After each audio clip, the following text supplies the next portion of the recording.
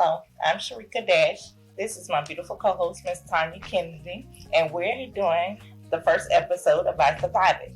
We have Miss Kiara here today, and she's gonna explain her situation with surviving a suicide attempt. I'm Kiara, also known as KSAP, which ties into like my story and like everything.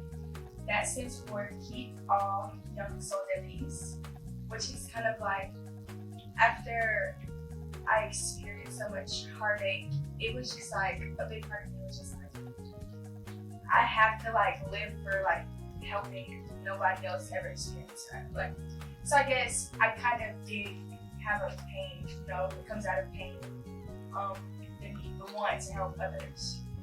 Listen, sweetie, this is the thing. Just tell your story. It's not, I know you're nervous, but the thing is that talk to, just like you go live all the time on Instagram, look at the live and just tell your story. And tell from when you first started dealing with depression. Yeah. So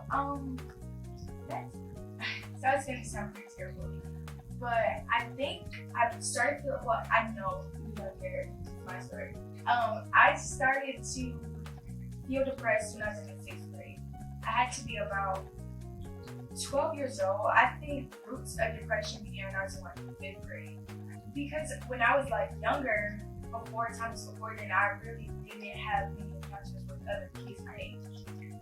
Because I didn't really have means, so like it was really just, I just stayed at home with my siblings and my family. It was we kind of really did stay to ourselves. I mean, we did have like people that we hung out with or talked to, but for the most part, it was just us growing up. So up until like 5th grade, that's when I started to make friends, but it was kind of like they were mean to me. And I didn't really ever understand why, I was very I felt very rejected by them.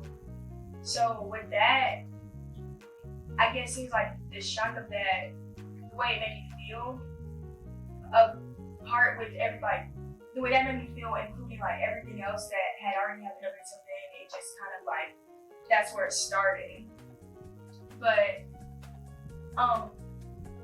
in my life, I experienced a lot of trauma that I guess a lot of people, the average person, wouldn't say they would experience one or two, but I want to say I experienced all of it. A lot of major traumas that people would experience, I want to say I've experienced them. What do you mean when you say trauma? Tell, because you could say trauma, that could be a car accident, right. It could be a murder, it could be any number of things could happen when you start to talk about trauma. So I need you to tell me what type of trauma. Okay, so the first one that really is something that really bothered me when I was 3 years old. I was molested by my sister's dad, so that kind of always stuck with me also. It made me feel when I first, so I was 3 when it happened, so I didn't really have much of a understanding of it, but being told and then growing up, I started to really comprehend what it was, and then I realized that deep down inside it really did affect me in a way I didn't understand, so that always stuck with me. And then a few years later, maybe a few months later, my dad passed away. My real dad passed away, and that was hard for me after, with the same growing up. I was 3, I didn't really understand it. I want to say I was probably in denial when it first happened, because it's I don't care, Mom, I want to eat dirt. I don't care what you're saying right now, I just got tired of playing the dirt. That's the kind of kid I was, playing dirt. So I didn't really understand, but growing up, it was hard for me, because I knew when someone dies when you're older, it's kind of I'm upset about everything, the memories that I've had with them. I'm cherishing, reminiscing. But when someone dies in your life and you're so young, the age I was, it was kind of I missed what I could have, and it was just I can't ever ask him about his life. Everything I know about my mom, she told me directly, but everything I know about him, it was people told me. So he never really told me anything. So that was hard growing up about what it could have been. And then after that, then we moved to Georgia, and my mom got remarried, and then it it's like I just had this big old family out the blue, like not really out the blue, but it was kind of like overnight because my stepdad, he had like 6 kids. My mama had 4 kids, and then they got together, had one more child. So they were trying to have a football team. I don't know why. I guess I don't know what they were doing. They wanted a football team. So moved to Georgia. I guess after we moved to Georgia, things changed. Then in California, I want to say, I think we were better off in California than we were in Georgia. Than we are in, I mean, at the time. I still live in Georgia, but we're better off now. Sorry, I'm off track. But, so we weren't that wealthy. So, actually, I want to say we were actually poor.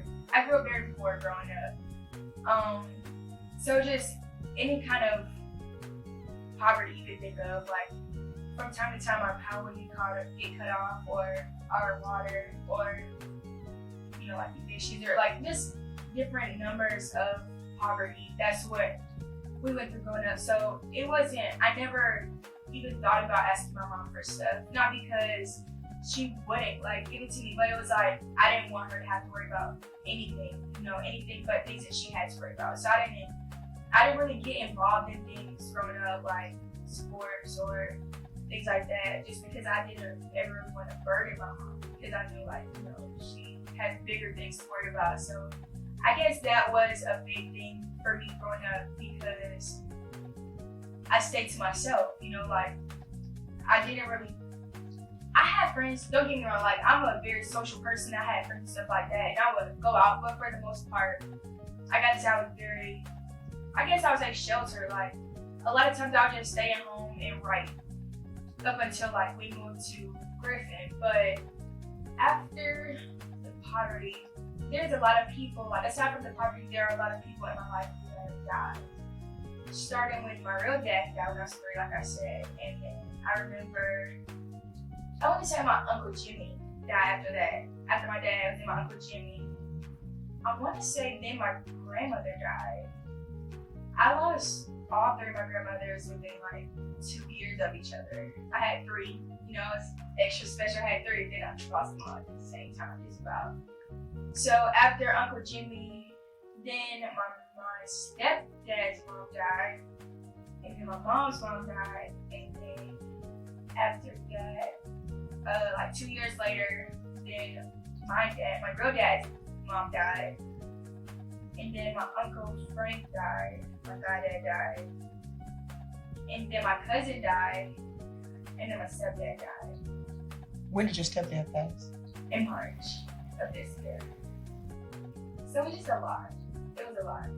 And at the time when I actually decided that I wanted to commit suicide, so we lived in Hampton. After we lived in Hampton for most of my childhood, or my middle school years, so elementary from 4th grade to all the way up to 9th grade, I lived in Hampton. And so I was happy here for the most part. As far as my everyday surroundings, school, my home life, general things, I was happy with, but it was small things. I mean, there were small things that I wasn't happy with. So I guess that affected me. My stepdad got diagnosed with cancer. I think this summer, right before my 9th grade year, he got diagnosed with cancer. So that was hard. That entire journey was hard. So what was going on with you? I had a heart condition, which I totally forgot. Hallelujah, I'm healed. But I had a heart condition. We found out about it when I was in the 6th grade. I want to say it was kind of anxiety. It had something to do with anxiety, because I remember the first time I found out about it, I couldn't find my cat, Mr. Boots. I lost him. I was outside looking for him. I couldn't find him. And then I remember all of a sudden I just couldn't breathe. My heart was beating so fast, and I didn't know what to do. I thought I was about to die. Truthfully, I thought I was about to die. Which is honestly, if you ever had this condition called SVT, you literally do feel like you're about to die. So what is SVT? So it stands for supraventricular tachycardia, and tachycardia means fast heart rate. So supraventricular is super ventricular and fast heart rate. So it's crazy. it's like a super heart rate on crack or like caffeine, or it's just crazy. So I couldn't drink any caffeine or like do anything, eat chocolate, anything that would like trigger it because it was very serious. Like it was a very serious condition. So then December 2015, the December of my 9th grade year, I had surgery for an ablation to reverse it. So then after that, I was fine. But that same year, my stepdad did get diagnosed with cancer. So it was kind of hard because we were trying to like deal with me and deal with him at the same time. And my mom was also in school. She had just gotten to college. That was 2016. My brother graduated in 2015. So my mom and my brother had just started college at that time. So she had a lot on her plate. So she was trying to like juggle like my dad's sickness, my sickness, still trying to be a mom to like 4 of the kids. She was trying to go to school and still like, cause my dad, he stopped being able to work too also. So it was just a lot. There's a lot of stuff going on at once and I didn't understand a lot of it. And then my cousin died the following year, which was very hard for me because he was young. And I didn't really expect it, it was unexpected. And like just all that was going on throughout my life, and then just unnecessary like heartbreak from like boys, which is like blah, but it happened. It happened. It's okay.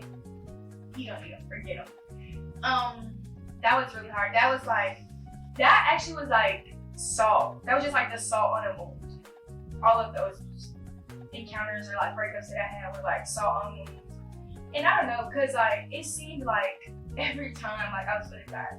And it went bad, it just went awful. So it was like, not only did my heart get broken, but it got hurt. Like I was terribly heartbroken.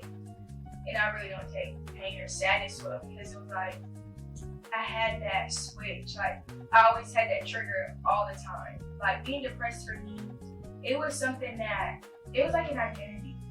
It was like your favorite teddy bear or your blanket that you sleep with every night and hold on to it from a child. Like that's what it was for me. It was always that thing I knew that no matter what happened, I could wallow in this. And it was kind of like my excuse. Like it was kind of like, well, I'm depressed. So, you know, but it was just like, it made me not want to deal with things because I knew like I always had that to look on. And I remember once, someone told me like, you want to be depressed. Like this was last year. I attempted to commit suicide last December, on December 12th, 2018. So around this time, this was the time that I was coming like really spiraling to the age. Like at the time I was in a relationship. I was in a relationship with this guy and we were together for almost a year at the time. So we were together for a long time. And I think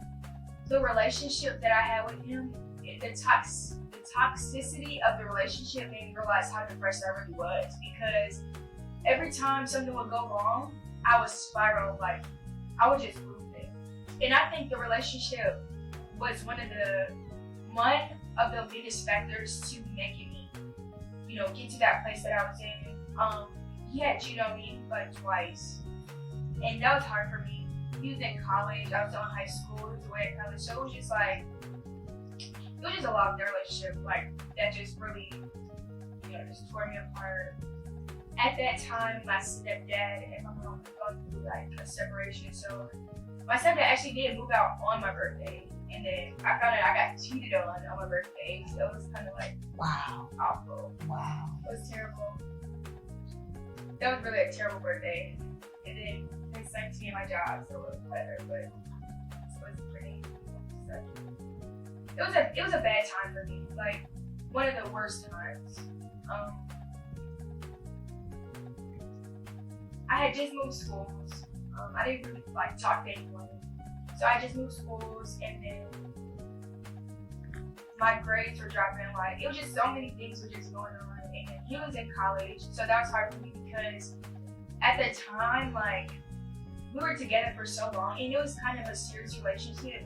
So he kind of became like one of my closest friends. So for him to be away all the time, it was kind of even hard to even maintain our relationship just because of the nature of it, like how close we were.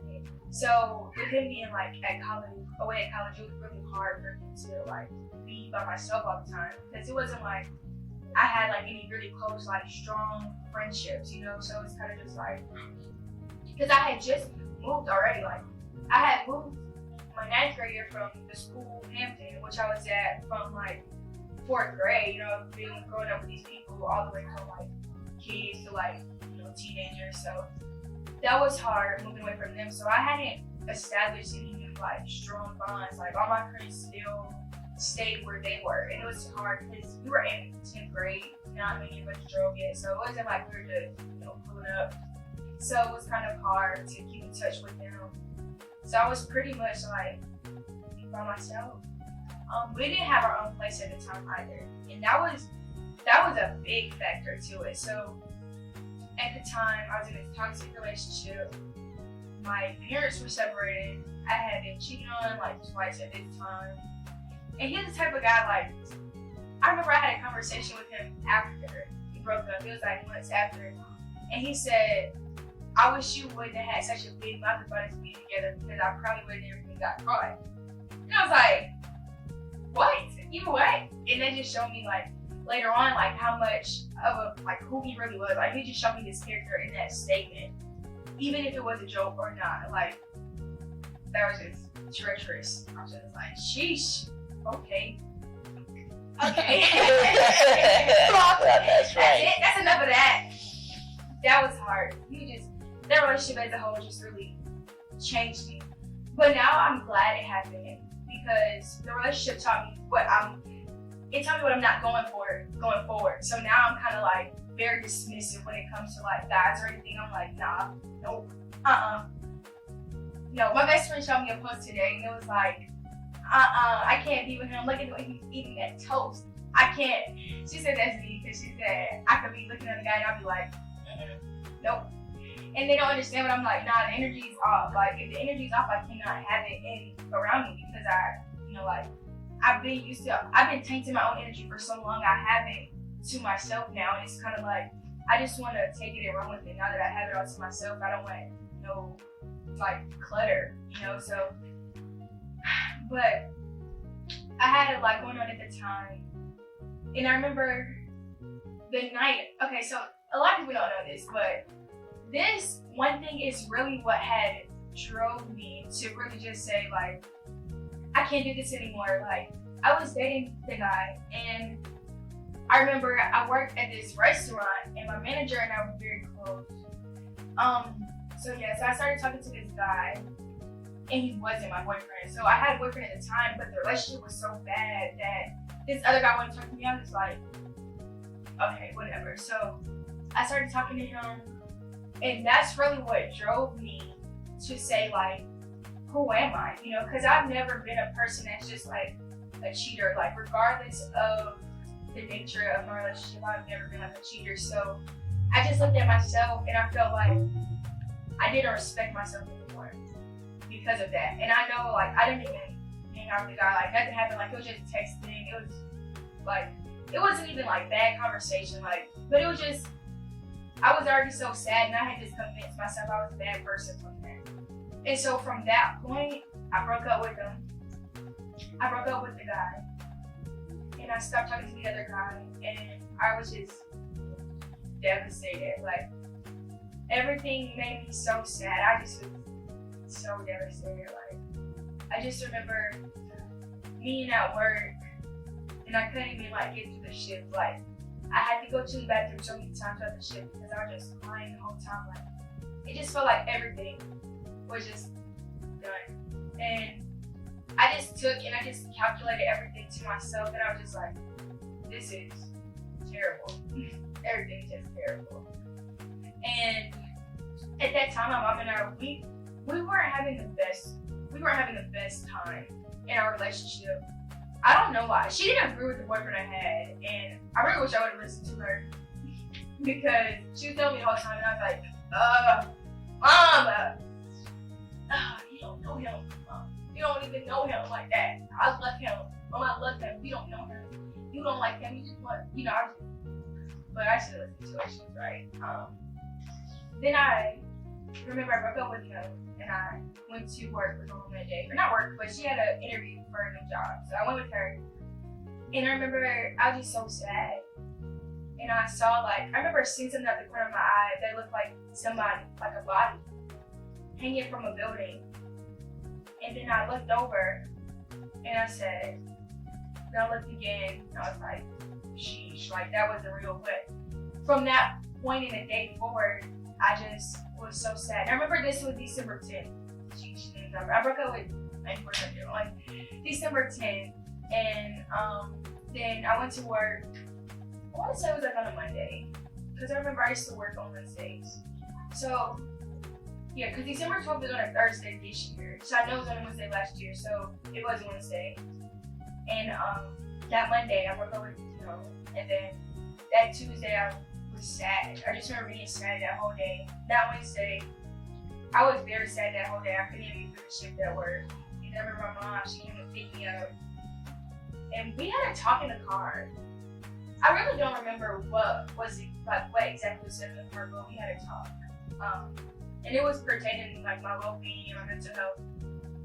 But I think in the talk we were trying to come up with a plan. I remember saying to her, Mom, I just don't feel like myself, So then we had a talk, and I got in the car from work, and then I went in the house, and I remember getting in the shower, changing my clothes to get in the shower. And that shower, it was like everything felt all of it. And so at that moment, I decided yeah, this is it. I'm gonna do it. I'm gonna kill myself. I'm gonna commit suicide. And so I remember, I didn't know what I truly, matter of fact, I'm actually a chicken. I was really trying to think of how I would do it, and I'm like that's gonna hurt. I'm not even just trying to do all that. That's really what I was going through, the process in my head, sitting in the shower. I wasn't in the shower, I had got out to sit on the tub, in my towel, just crying too, just crying. Ugly cry, no, it's not. Just thinking no, I'm just ain't gonna do that. I'm not gonna do that. So then I was oh, you've cut yourself. Cause I used to cut myself, so I was you've cut yourself. Or just.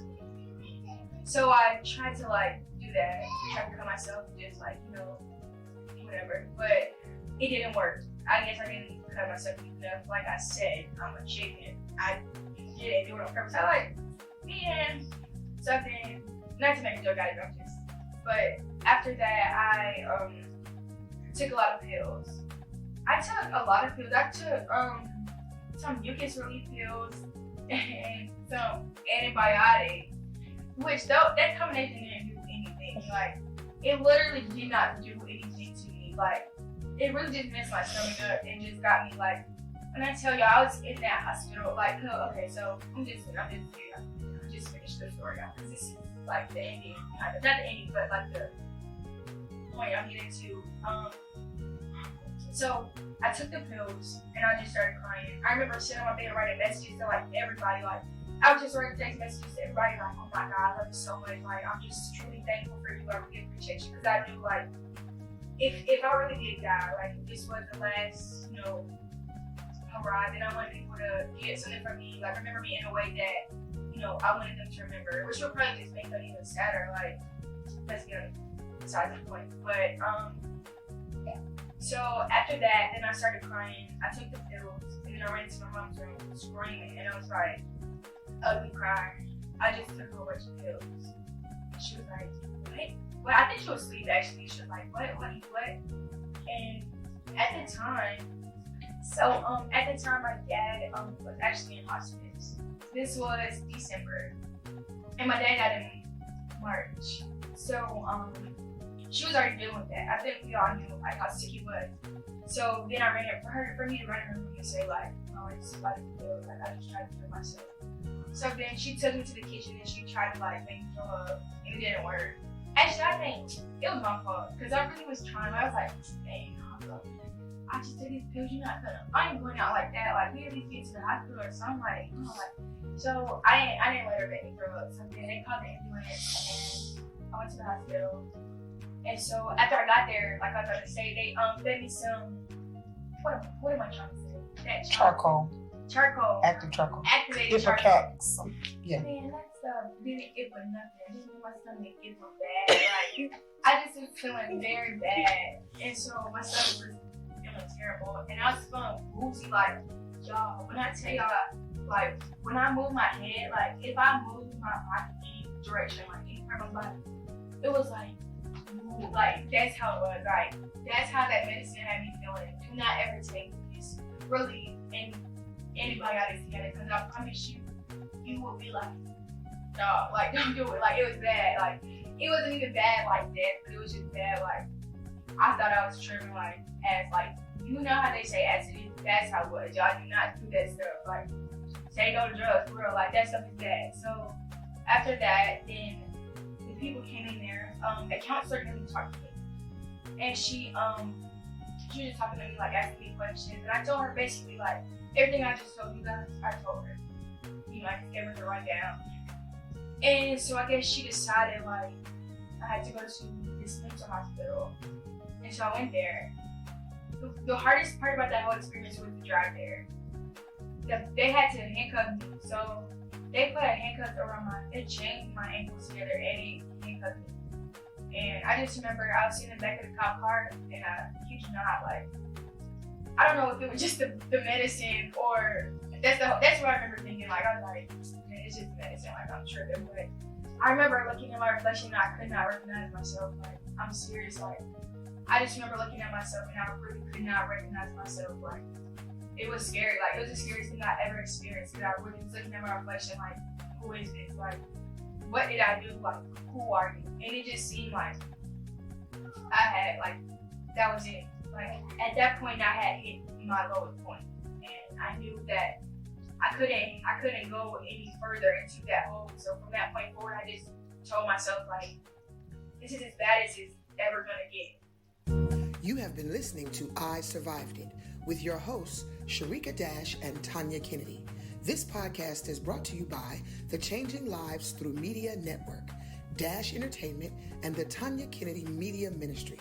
You can find us on Facebook at Life After Loss, LYFEAFTERLOSS, on YouTube at Life After Loss, LIFEAFTERLOSS, and on Instagram at life_after_loss, on Twitter at CLTM9. Music by Techno Vibes T.